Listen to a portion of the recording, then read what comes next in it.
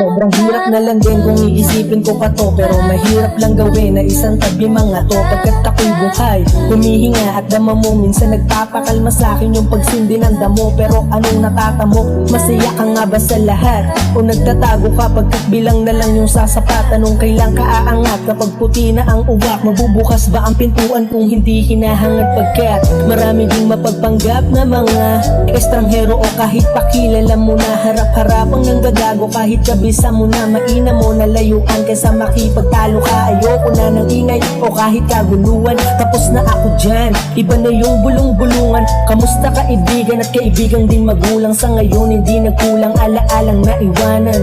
Namiss ko ang lahat ng kaganapan sa atin, yung panahon wala pa tayong mga suliranin. At kahit layo natin, sana lahat pala rin, hindi man personal pero sana ibulong ng hangin yung mga dinadalangin, bigat ng pasanin. Sana lahat manalo, sana lahat kung ako papalarin, ibalik na lang sa dati. Pagkat bigat ng buhat-buhat pero di na bali. At sa kaibigang nawala, mananatili kang buhay sa paningin ko at mata. Magsisilbi ka na't tulay at ikaw ang nagpapatunay. Hanggat buhay may gabay mula sa itaas, kaya ipagpatuloy maglakbay. Malayo pa ang tatahakin pero malayo ka na rin sa sobrang dami mong pasaning nagawa mong kasanin. Panisin mga problemang nagawa mong alisin sa dibdib mong dinadagat, hindi alam ang gagawin. Salamat, lahat pa rin nakikinig nang walang sawa sa obra kong dinidikdik. At kahit hindi pa man makapanik, hindi to nagmamadali, marunong lang to magtiis. Sa buhay merong malas at mapalad, pero nasa kalyo mo hindi sa mga palad. At ikaw pa rin guguhit ng sariling kapalaran.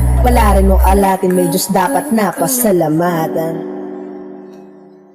Salamat, lahat pa rin nakikinig nang walang sawa sa obra kong dinidikdik. At kahit hindi pa man makapanik, hindi to nagmamadali, marunong lang to magtiis. Sa buhay merong malas at mapalad, pero nasa kalyo mo hindi sa mga palad. At ikaw pa rin guguhit ng sariling kapalaran. Palarin mo alatin, may Diyos dapat na pasalamatan.